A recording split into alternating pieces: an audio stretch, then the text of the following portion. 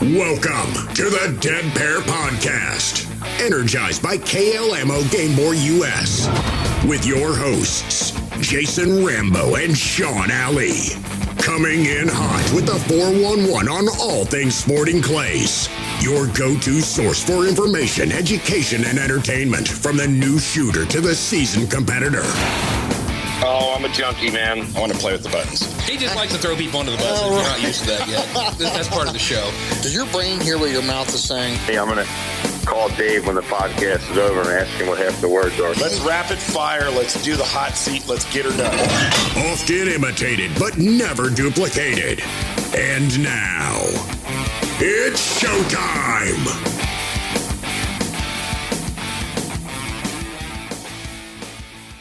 Woo! Yeah, buddy. What do you think of that, Sean? That's pretty neat. I like that. That's something a little different. How you been? Good, buddy. Good. Yeah? Spring's springing, and we're getting busy, and I'm just glad it's not cold and nasty anymore. I don't know about that. We're still talking about Ohio. Yeah, but this is much better than January and February. You got to admit. Oh, yeah. I'll give you that. Glass half full, buddy. Glass half full. Yeah, absolutely. So, hey, we got a surprising guest coming on tonight. Yep. Folded Wing Apparel. Yep, these guys are doing it right. It's a small family-owned business out of Texas. Got their own line of wing shooter garments and apparel. Yeah, sorry. And also they're branching into the sporting clays. Yes, very excited. So that'd be cool. A lot of listeners out there might be interested in that. Absolutely. Everybody, we're very, very sorry. We had 2 episodes of David Radulovich previous to this. Oh my goodness! When he gets going, you gotta just let it go. That podcast took a lot of work. Your poor wife. Yes, we love you, Jules.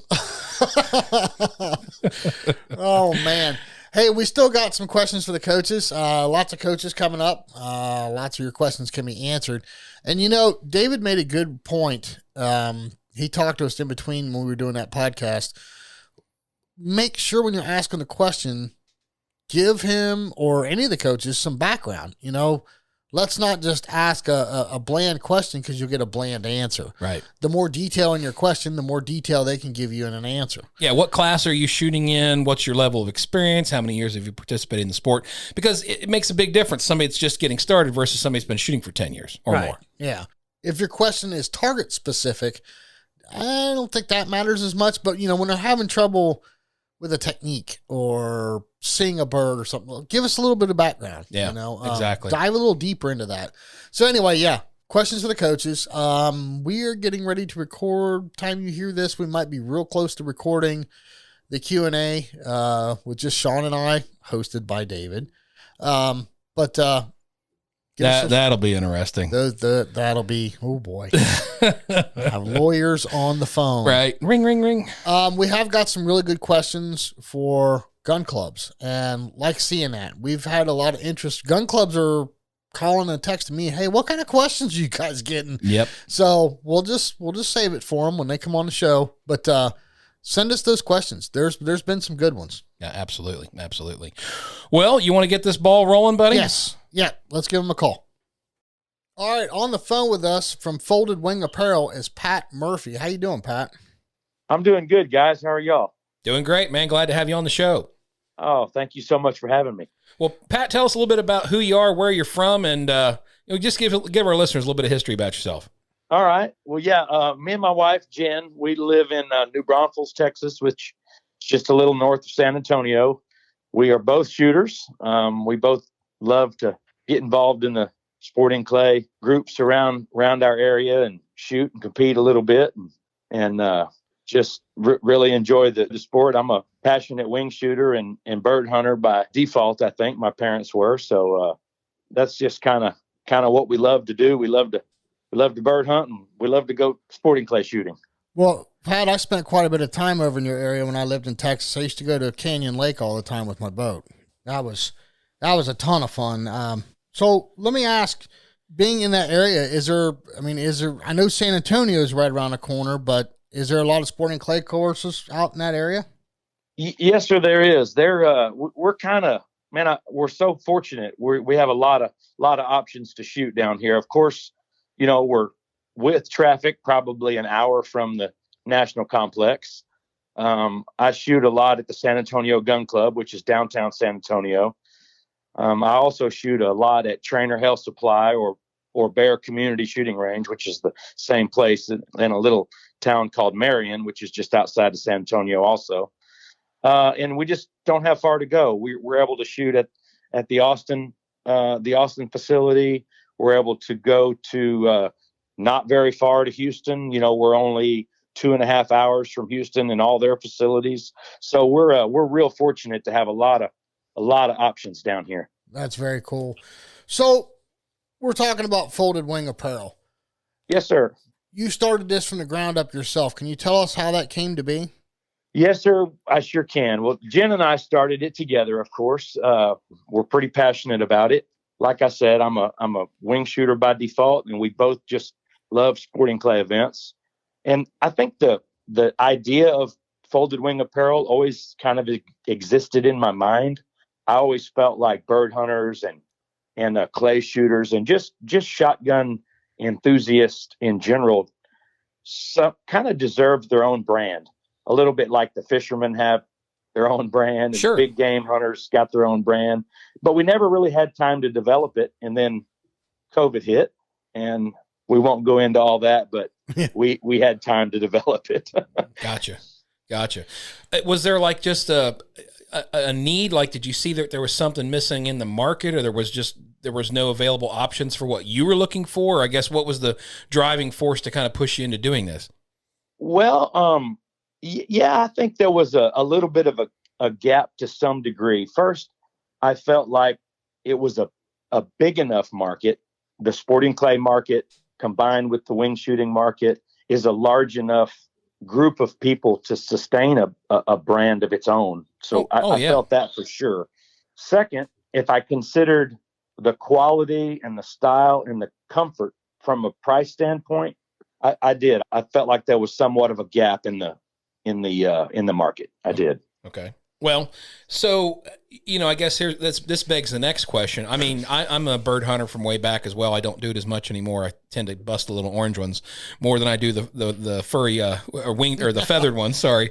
Yes, sir. But, I remember, getting jackets and coats and pants and boots and, there's a lot of gear you need to go out and hunt comfortably, especially when you're chasing pheasants and, not so much sitting and shooting doves, but quality of the clothing and the articles that you wear and use when you're wing shooting definitely varies from company to company. So I understand, you want to be comfortable, you want to be let's look at the features. Sometimes you want to be waterproof, sometimes you want to be briar proof. There's a lot of different things that you run into when you're hunting, right? So I'm sure that all went through your brain too, like all the different options and features and stuff that you could probably bring to the table with your clothing, right? Yes, sir. It did. And I tell you, make no mistake about it. Folded Wing Apparel is casual clothing.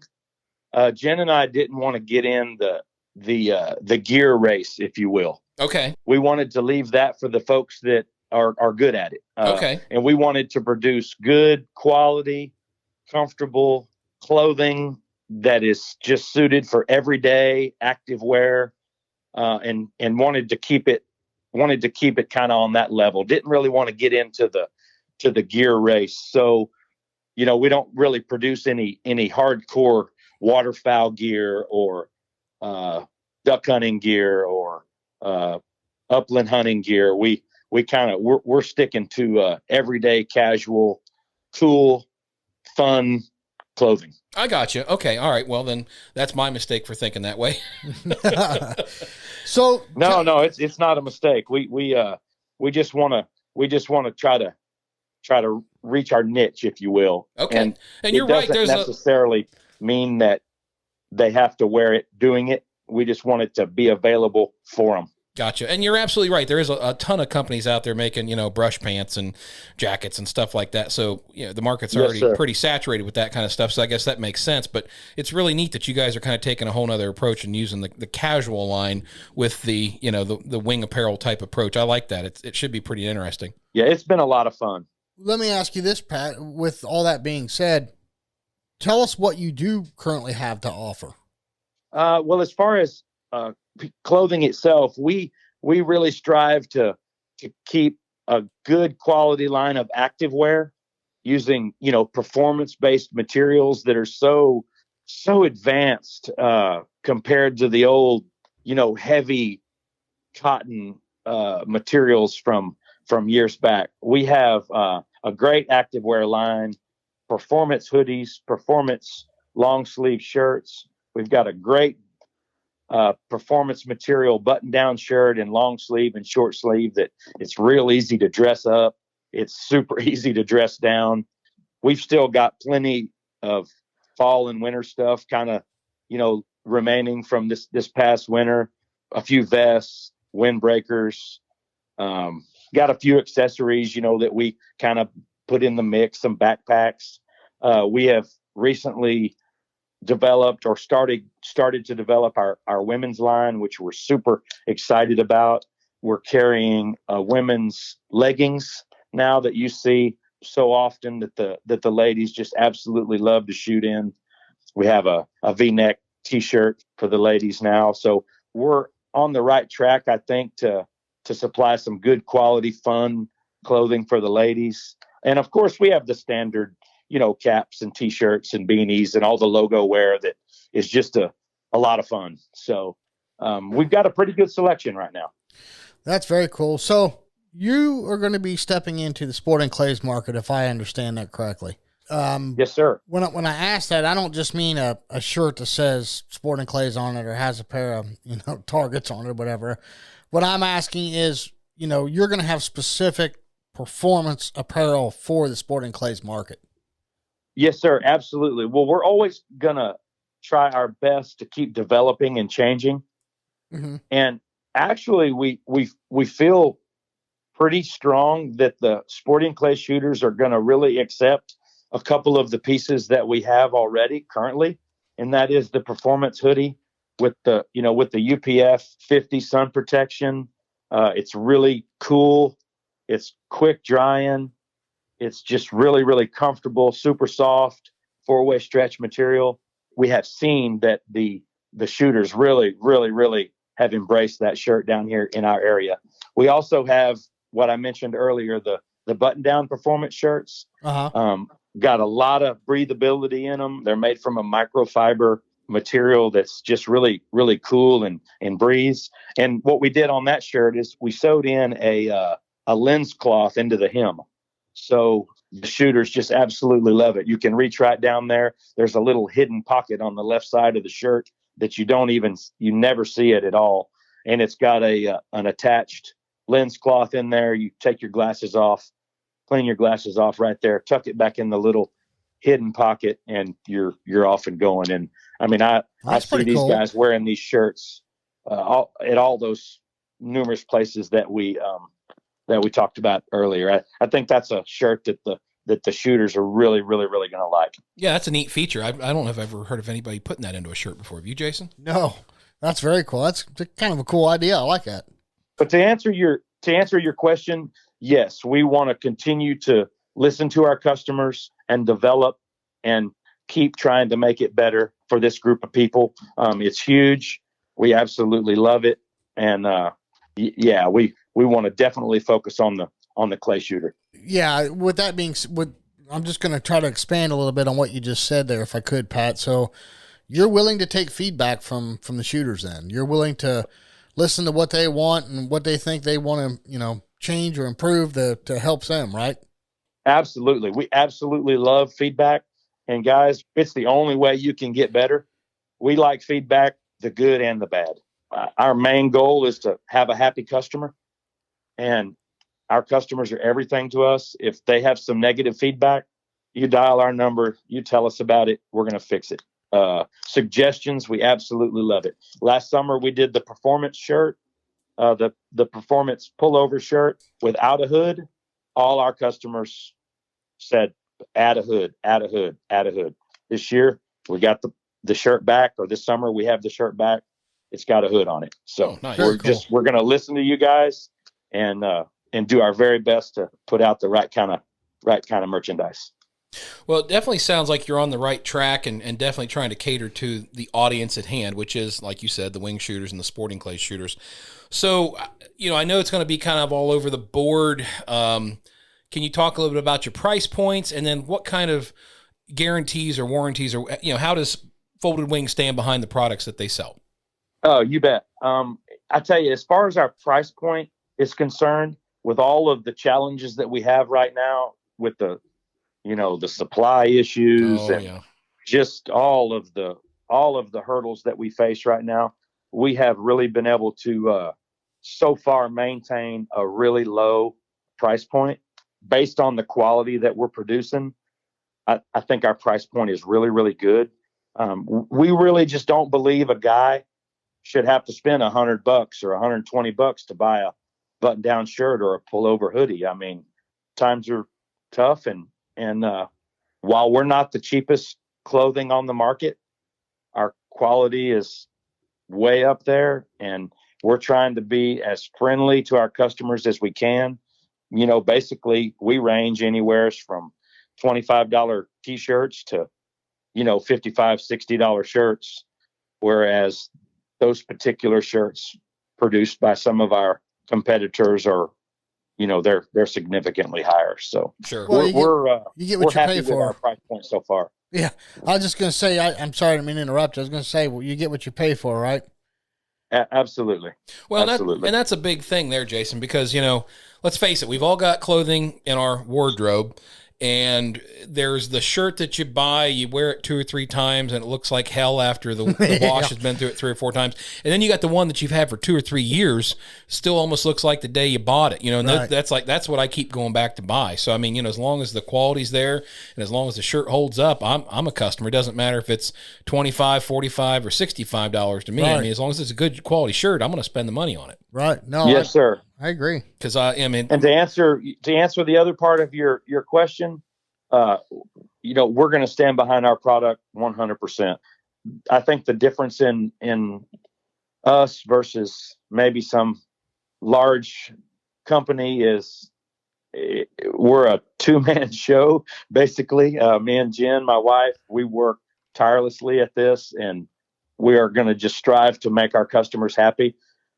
We don't have any necessarily written guarantees, but I can promise you we're going to stand behind the product. If there's something wrong with it, they pick up the phone, they call the number, we answer the phone, and we make it right. That's very cool. Yeah, you can't say anything more. I mean, that's the epitome of a small business right there.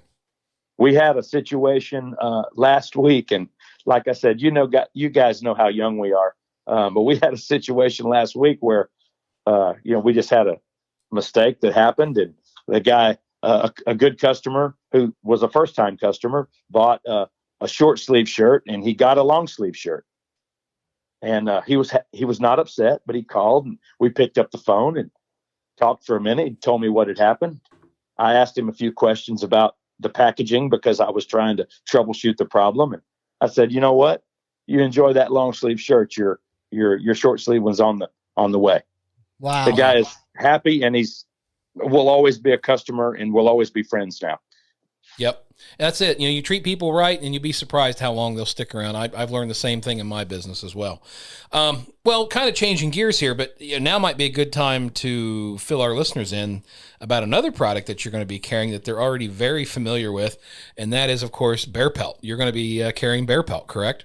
Oh, yes, sir. Yeah, we are so happy and so excited to be working with Bear Pelt. They're good people, aren't they? Oh, man, I'm telling you. We are so excited about this. I don't even know how to explain it, but we will soon have a folded wing edition of the Bear Pelt vest. We are a standalone brand, so we don't carry, other manufacturers, other products made from other people, with this exception. And that is just simply because as a customer, we thought so much of that product. I think it is so incredible that I reached out to Heather and Eric. They helped me in so many different ways because they embraced the pains that we're going through as a startup and a young company.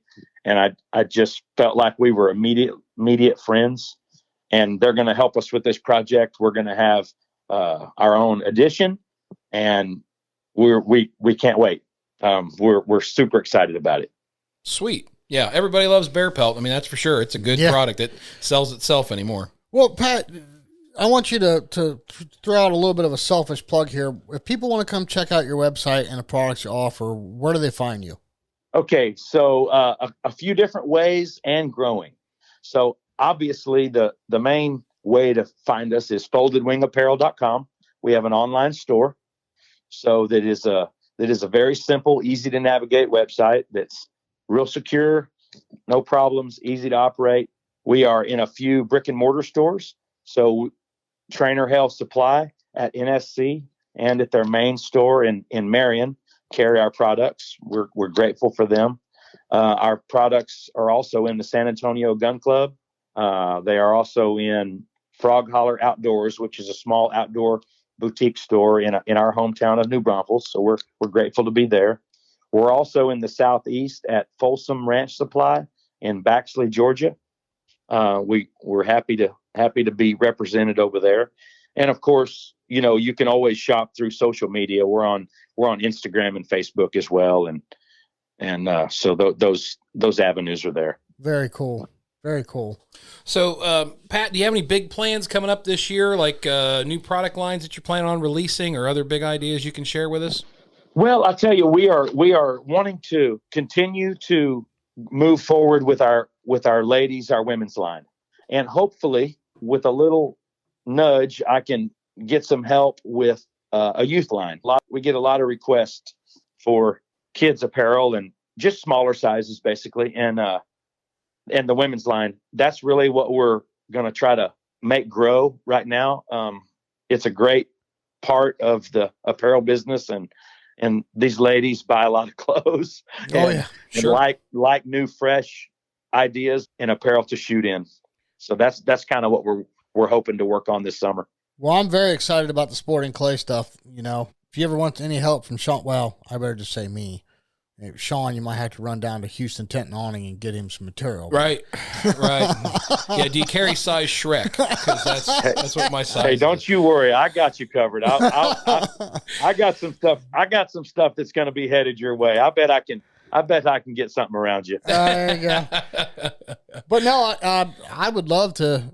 I don't know if you want my feedback or not, but I'd love to help you out. I mean, I think it's very cool what you're doing, and I love a new company like this and seeing them grow, and I'm excited for you, Pat.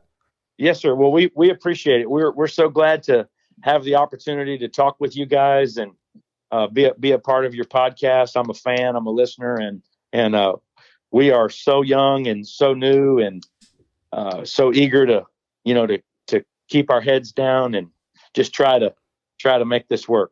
Well, that's good, man. I mean, we really look up to people. I mean, me and Jason started this whole podcast over just basically the love of sporting clays. We never realized it was going to go, to the point that it's gone, right, Yeah. Jason? I mean, it's definitely exceeded all of our original expectations. We looked at it as a fun hobby thing to do and, get some information out to other shooters. But man, it's been a great thing. And hopefully with that same luck, you guys will blow up and be a big name on the scene here pretty soon. Well, I hope you don't put any comparison to us, Sean, because we're still just as fat and ugly as we were 2 years ago. I didn't say anything about what we look broke. like. I'm just saying that what we started is people seem to know us a lot more than what they did when we first got going. Yeah. So. But no, in all seriousness, I do wish you and your wife success. I mean, this is really cool what you guys are doing, and Pat, we really do wish you the best. And if you got something new coming out, man, get a hold of us. We'll get it on here. Oh, absolutely. Yeah. We're so, we feel so fortunate to be on here with you guys and you guys work with some great folks. And, for us to be able to be a small part of it, we really appreciate it. Absolutely. Awesome. Absolutely. All right, Pat. Well, any closing thoughts? Not really. We're just hoping to get into a spring weather, and we have a lot of merchandise that is based for this time of year, hot weather. And, we're hoping to really kind of have our first full summer in business and get some good feedback and listen to our customers and be able to put some merchandise in the hands of these clay shooters and, see where it takes us. Right. Awesome. Right. Very cool. Well, Pat, thank you again for joining us. I appreciate it. Thank you very much, guys. I enjoyed being on. Yeah, thanks, Pat. It's been great talking to you, buddy. Thank you. Well, Sean, what do you think? Folded Wing Apparel. Well, I mean, new guy on the scene. I think he's got the right idea, and definitely looks like he got some quality products. And since he's going to be pushing more into the sporting clays arena and carrying bear pelt vests, right? I mean, what's not to like? Can't go wrong with that. No. But I think it's kind of cool. I think it's kind of exciting. You know, I mean, we've got a company like, you know, pick a big brand name like Columbia or Huck or something like that, and hear this guy stepping into the sporting clay market. It's kind of cool. I like it. Yeah, I do. I think he's going to be do very well with it, and I hope that everybody appreciates what they're trying to get done. So yeah, yep. Hey, before we get to the questions for coaches with Cory Kruse, and I know he's on hold. We got to get going. Score Chaser. Yes. Had a long conversation with Casey Chase, a wonderful conversation, and we're going to start working a little bit with Score Chaser. What that means is every episode, or we're going to try to do it every episode, we're going to have a little tiny segment at the beginning called Tourney Talk, and basically Casey is going to forward us any information of big shoots that are coming out. Now, these are big shoots, okay? Yeah. Your big money blast shoots, regionals, nationals, all that kind of stuff. She's going to let us know when they've came available on Score Chaser. To you new shooters, this is going to be very valuable information. And if you're still confused about this, don't worry. We've got an episode coming up with Casey. We're going to talk real deep about how to navigate that site. But if you go to our website, thedeadpair.com, right above the show sponsors, there's a Score Chaser banner there. You click on that, and it'll take you right to Score Chaser. But we're going to work with Casey a little bit, and we're going to try and get these tournaments a little bit easier to access, and we're going to dive into some of the questions that people have about Score Chaser and navigating that website. Yeah, absolutely. And for those that are out there thinking about going to some of these shoots, I mean, it's important that you know well in advance, because a lot of times they get booked up and sold out, or at least a lot of the prime rotations get sold out and booked up, and then all you're left with is the 8 a.m. or the 3:30 p.m. rotation. Right. Like, okay, well, I can go, but I'm going to either shoot at the butt crack of dawn or the late at night. Right. So. And I talked to our friend Christian Seibert today, and he really wanted to shoot the U.S. Open with us, but by the time he looked, there's no spots available for the main. Oh yeah, I mean those big shoots, they go fast, right? And you got to be on. You got to have your finger on the trigger, literally, when they announce them. So. Right. So we're gonna try and help with that a little bit by having this Tourney Talk. Every episode, we're gonna release what shoots are coming out, or as often as they do come out. It's not like they come out religiously every week. Yeah. But any of the big shoots, Casey's going to give us a heads up and let us know that they're available. And you can just go right to our website or right directly to Score Chaser, either way. Yeah. Well, we better wrap this up because Cory's waiting. Absolutely. Let's get to Cory Kruse and questions for the coaches. All right, on the phone with us for this questions for the coaches segment, it's Cory Kruse. What's up, Cory? How y'all doing, fellas? Good, man. Good. How's things been going for you down there? All good. Just excited to get the year kicked off. Got my first major coming up next week at the Browning Briley. So excited to get out there and start shooting a little bit. Heck yeah. Heck yeah. Well, Cory, we've had a ton of questions come in, and we kind of picked two for you, and I think these will be pretty decent. Merle asks, do you have any suggestions for locking on edgy or fast targets when there isn't much time to react? And how long do you keep your eyes on the target after it breaks? Well, okay, let's see. Where do we want to start? It says, how long do you keep your eyes on the target after it breaks? I mean, usually after it breaks, it's over with. So, no reason to keep looking at it. Hopefully we'll be looking at pieces. Right. But the first part of the question, do you have any suggestions for locking on to edgy or fast targets when there isn't much time to react? So let's just suppose he's saying like a window shot in the woods, fast bird kind of busting through a little bubble in the, a small window, small break zone, what have you. Typically those you'll be able to look back and locate where the actual machine is. Something I do, I've been doing this for a couple of years now. I haven't always done it, but I've gotten more specific on, the target speed. And, if you're going to peel that back, then, let's say lateral speed. And instead of just slow, medium, or fast, edgy or dome, or, however you want to call it, I'll actually say, all right, that bird would be on a scale of 1 to 10, I'll give it a number. Okay. Something Bill McGuire taught me years ago, on how to judge lateral speed. What Bill says is that high house skeet target from post 4, that's a 5 speed on a scale of 1 to 10. Okay. So whenever we get back to Merle's question about, how do I, suggest locking onto something? Well, first you have to know that lateral speed, because that gets your eyes kind of in gear with what that target's going to do. When you get your eyes in gear with the lateral speed of the target, you know how fast to look. You're almost already matching the speed visually. Okay. When you can also get the gun in there, then it also helps slow things down for you, therefore allowing you to have a little bit larger window than a competitor might have. Right.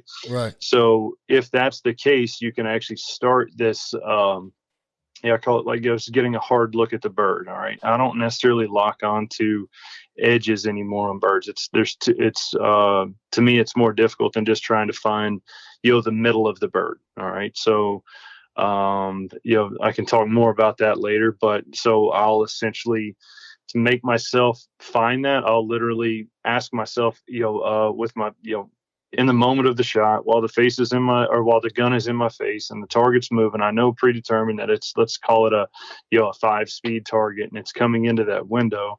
I know that I'm going to lock onto that bird, either by listening to the noise of the machine, if I can hear it. Sometimes shooting in the woods, you can't hear so well, so you can't hear the machine, but there's a timing that you can kind of record between when you say pull to when that target enters that window. And if you kind of say label that lateral speed a number, you can kind of do a little slow motion replay on yourself to figure out and get your hands, your body, your eyes all in sync with that lateral motion that target takes.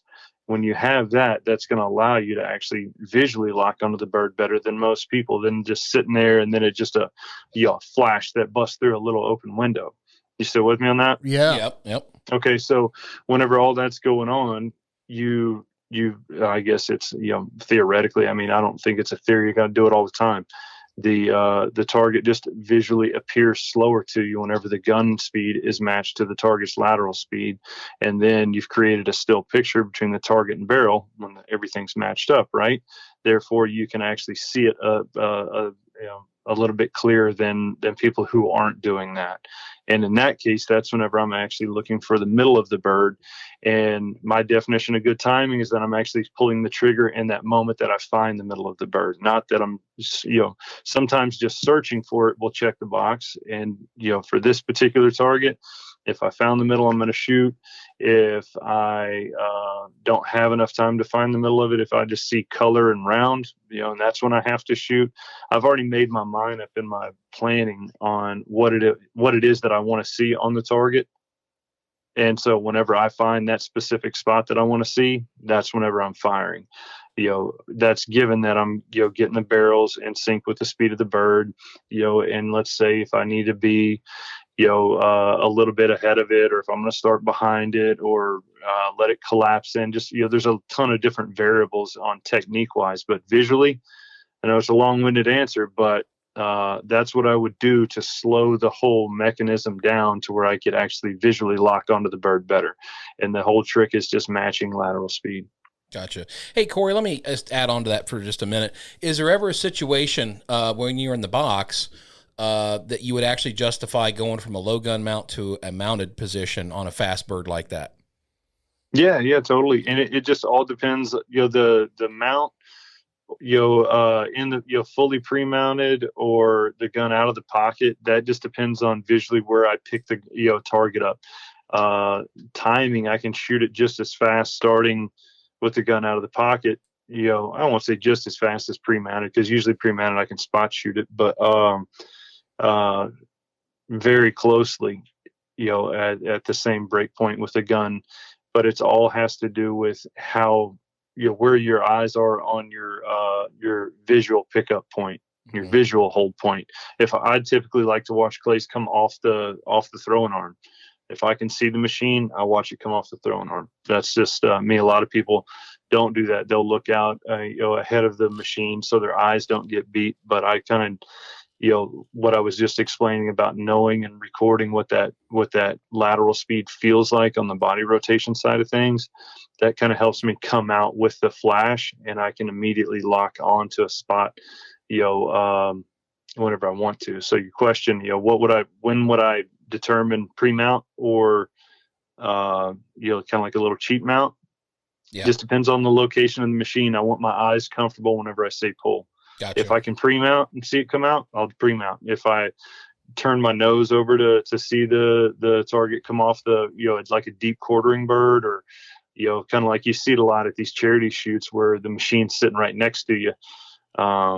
It's all give or take, but the ultimate answer is just, I'm going to do whatever feels the most comfortable and the most easiest, and what I feel like I can do it 1,000 times in a row doing. Gotcha. That makes sense. Okay. All right. Question 2, Garrett writes in, and boy, we can all definitely relate to this. When you're in a slump with your shooting, what is the best way to get out of it? Oh boy. No, man, that's simple. We can have a whole episode. No, man, that's a simple answer. Yeah, it's a simple answer. If your game is timing based, that's the quickest way to get yourself in a slump. And then it affects your emotions. It affects your, so-called mental game. And that's what makes you feel like you're in a slump whenever you've just got a foundational flaw in your form and mechanics and timing. Your mental game is just a reflection of that. So if you find yourself in a slump, just keep peeling the onion back, get back to the roots of things, and figure out what's really causing the slump. Is it a timing issue? Is it a form issue, a mechanics issue? A lot of people get so caught up on just a technique, thinking that perfection on the technique side of things is going to be the answer to shooting big scores. It's not. It's just 1/3 of the part, or maybe even 1/4 of the part. I mean, it just depends on how you want to, which lens you want to see the game through. If you want to get out of a slump, go back to the skeet field, go back to the trap field. You need to be able to shoot 100 straight skeet any given day of the week, 100 straight trap any given day of the week, doubles trap, doubles skeet. And that will really highlight where your flaw is in your game. If it's hitting pairs in a row, if it's a mental thing, if it's an attention thing, that will basically highlight where your weaknesses are and allow you to fix it, on a lot tighter budget as well too. Skeet and traps is typically a little bit cheaper than sporting clays. Yeah. Right. Good stuff. No, that's and don't get me wrong, it's boring as all get out. But I mean, you're not there to be a skeet shooter or a trap shooter. You're there to work on your sporting game. But that's an easy way to go in and diagnose it. I train with a lot of international skeet, and then American skeet doubles, 16-yard line trap, 27-yard line trap doubles, and each one of them has their own I guess training mechanism. And at that point, once I've get my mount down, my timing down, form, mechanics, balance, all that sort of stuff's all checking out really good, then I'll go have a blast on sporting clays. Just got the boring part done, and now I can go have some fun. Yeah, cool.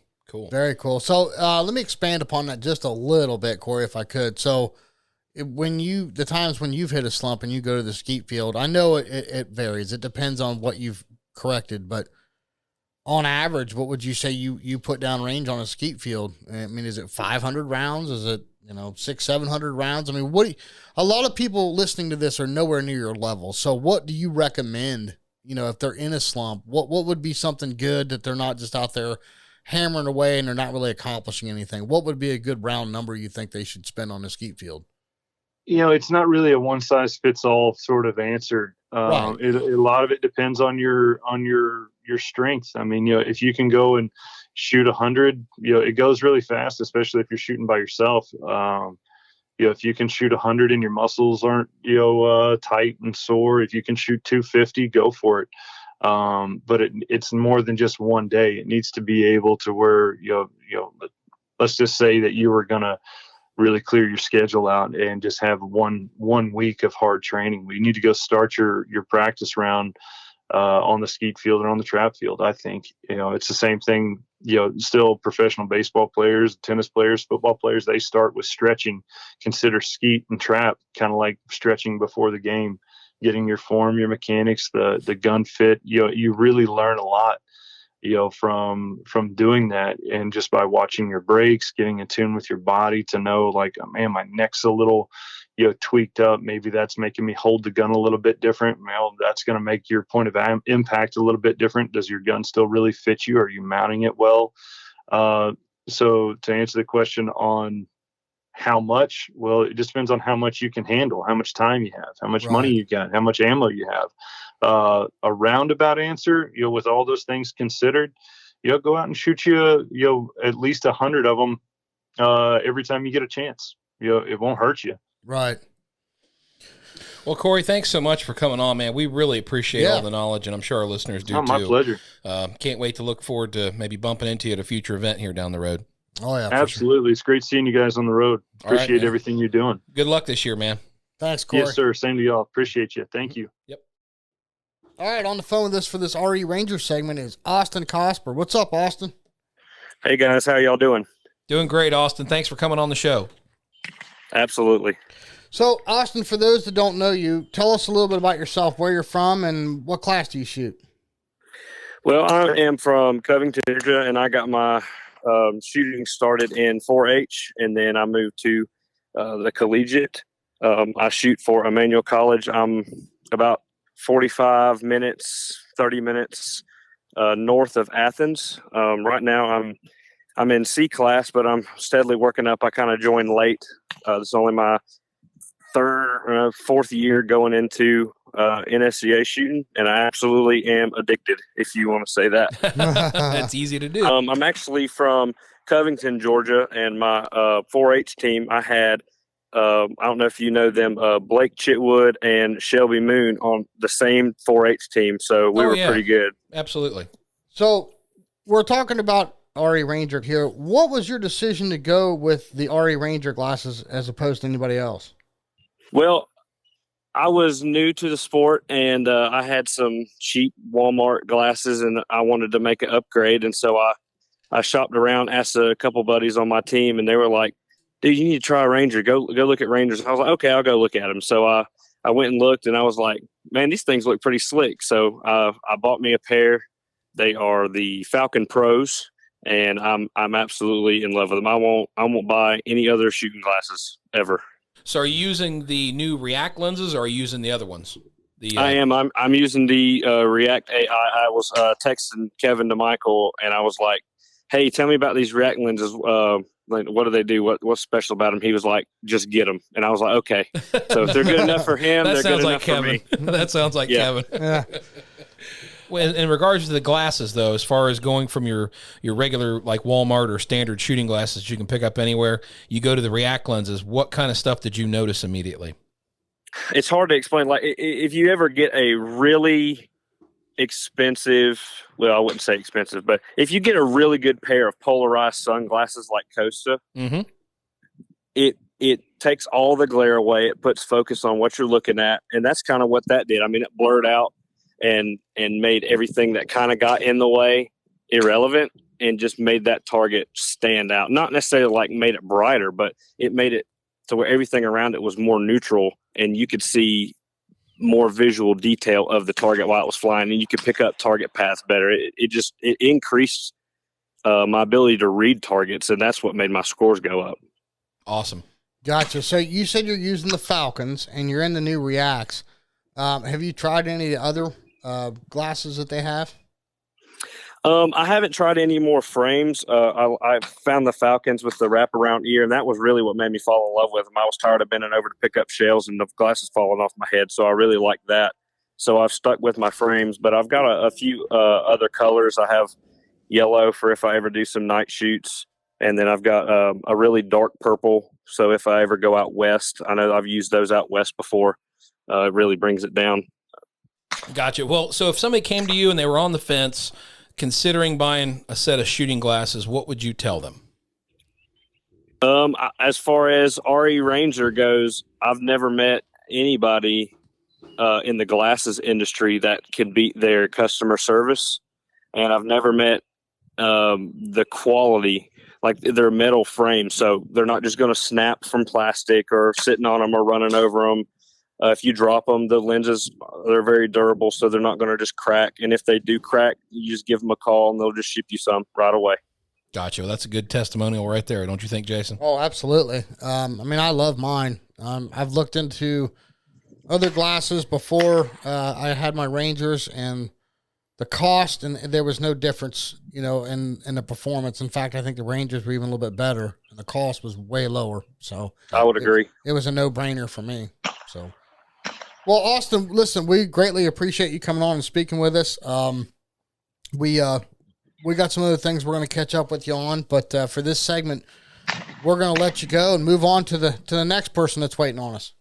All right, sounds good. Look forward to seeing you at Trident Cup. All right, man. Good luck this year. Good luck to you, Austin. You too. See you, Austin. All right. Bye. Bye-bye. Okay, on the phone with us for this Negrini segment is Marty Fisher, host of Wing and Clay Radio. How you doing, Marty? Guys, I am doing marvelously well. It's a beautiful day here in South Georgia. I've got a big shoot coming up this weekend. I'm fortunate enough to coach a college clay target team, Georgia Southern University. Nice. Well, Marty, you've been around the sport and shooting for a long, long, long time. And from what we hear, you're a big fan of Negrini. Can you tell us why you decided to go with Negrini for your cases? Guys, forever ago, with a gentleman that many people may know, Bruce Scott. Bruce and I did a TV show called Shotgun Journal, and we traveled all over the world. And, we weren't just clay shooters. We were bird shooters. So we were getting on and off of airplanes, in and out of rental vehicles, all sorts of things like that. And I had a big, heavy aluminum gun case it was very functional. Make no mistake, it was very nice, but it was heavy. Yeah. And, I found, I got introduced, through a friend to Negrini cases, and I picked them up and I said, wow, this thing is unbelievably lightweight. I mean, my gosh, I said, is it strong? Well, I started to do a little research, and I found out in doing that the ABS material they use is very shock absorbent. I mean, remarkable, and they actually, in doing further research, they actually do a crush test on their products. You ever seen the videos when the car companies, or when they were testing the bumpers, they'd run into a wall to see? Oh yeah, to see if Negrini does exactly that. No kidding. With their cases to see if if they're going to stand up to the rigors of the airplane baggage handlers, sailing them off of their airplanes and all sorts of things, guys flinging them in the back of pickup trucks and all of those things, and they stood up to the test, and so now every shotgun that I have when it goes out of my house is in my Negrini cases, and I have had absolutely zero issues with any kind of damage or of any kind. And I did go ahead and get they got a Cordura cover that they'll put on that you can get to put on the outside of it, because the Negrini custom type case is very handsome. It's a really good looking case. Yeah, they are. They look really nice. And so I put that cover on the top, and I've just had absolutely zero issues, and couldn't be happier with the product. So as much as you've traveled, and we all know how rough TSA and the airlines are on your cases. You've never had any issues or any breakage or anything that you had to call Negrini about and get taken care of? No, not what's interesting, when I first looked at it, I said, okay, hold on a minute. The airlines are real peculiar. Oh yeah. About all these locks and all of this stuff that you've got to have on gun cases. Well, Negrini, somebody thought about it. There are 3 combination locks on every case. That combination is yours and yours alone. So, I picked out the ones that I wanted to put on mine. TSA compliant. So, it's good. It's good with the TSA folks.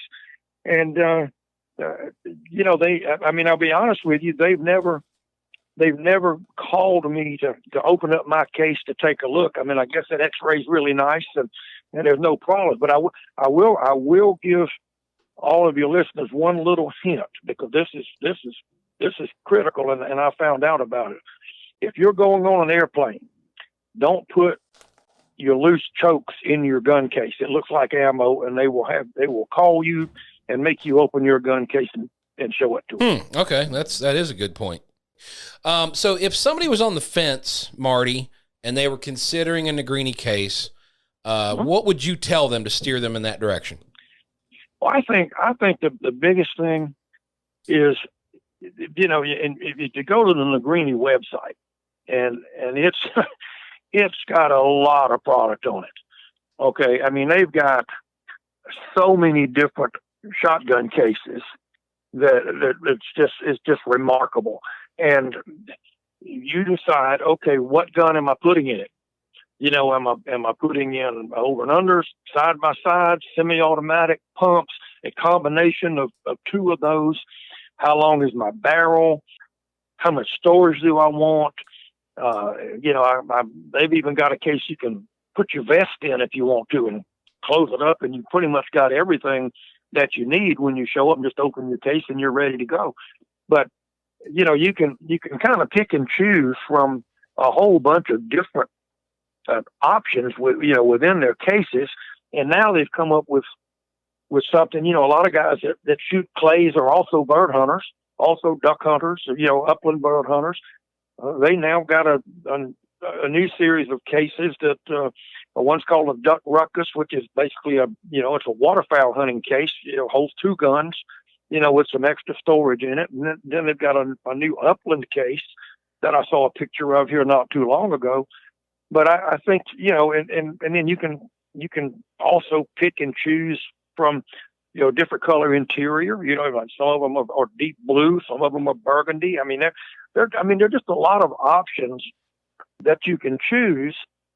And I think the most important thing, if I was telling somebody to get one, is just go in and do the research. I mean, pick up the phone and call them. I mean, they will walk you through everything where you can make the right purchase. Now, you know, a lot of the gun cases for the very fine guns that we buy for clay target shooting are actually made by Negrini.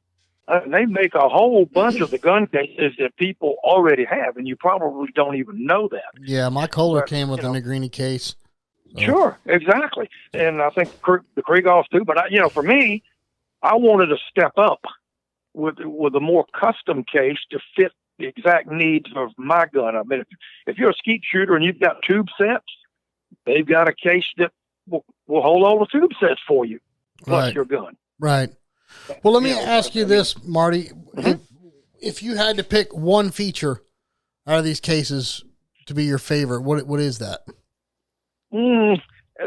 I think the most important feature for me, and this may be crazy because there are so many features that I do like, but for me, the lightweight quality of the case over what I've had for, in the past for years and years. I mean, every time I would pick up my cases, if you put two guns in it, those big aluminum cases, you're picking up 40 pounds. Right. And I didn't want to do that. So now I've got a really nice 2-gun case from Negrini, that I can put my over and under in it. I can put a semi-automatic in it on the other side. And I picked that up and the gun case weighs 6-7 pounds. And it's every bit as sturdy, if not more so, than the aluminum case that I had. Well, Marty, this has been awesome. We really appreciate you coming on and talking about Negrini. We're going to catch up with you soon for a full-blown podcast. But, again, thank you very much for coming on and talking about Negrini. I know the boys over there are going to be happy to hear what you had to say, and I'm sure our listeners will get something out of it too. Guys, it's been my pleasure, and I can tell you, I mean, I'm a guy that what I use is what I believe in. Right. And that's the way we are. We're the same way. It's got to work. It's got to be good. It's got to be functional. And I'll be very honest with you. And I'm not trying to make this sound like it's a commercial, but this is what I use because it's the best product I've ever used. And I've been very happy with it and with absolutely zero problems. So that's awesome. The good Negrini stuff, and I think I want to say that their website's negrinicases.com. I think I've actually been there a couple of times, but if you go there, you'll find something that you like, and it will be a really good investment for a long period of time for you. That's awesome. Awesome. Well, thank you again, Marty, and we look forward to catching up with you soon. Many thanks, gentlemen, and thank you for what you do. We appreciate it. Thanks for your time. I appreciate that very much. Thanks, Marty. It's been great. You betcha. Take care. You betcha. All right, bye-bye. You Bye-bye. bet. Sean Alley, just like Anthony, I can listen to Cory Kruse all day long. Yeah, and aside from that, he's a great guy. I mean, he really is. He's a super guy. And Cory's super cool guy. Yep, and good shooter. Definitely good shooter. If I had the talent that he has in his pinky toe, I could probably win something. Yeah, might get one of those checks that we keep hearing about. Yeah, where are these magical checks? I don't know. I haven't gotten too many of those over the years. Right. Hey, thank you to our guests, Pat Murphy, Folded Wing Apparel, and Cory Kruse. Appreciate you guys coming on. And listen, we preach every week, take someone new to a tournament, take them out shooting. If they're new to that tournament scene, man, check out our website. Hit up that Score Chaser. Yep. Look into some of these tournaments we're talking about. Yeah, go back and listen to our Sporting Clays 101 episode if you guys are new. I mean, that's a great intro to learning about a tournament, what goes on in a tournament, and what kind of things you have to think about. Yep, for sure.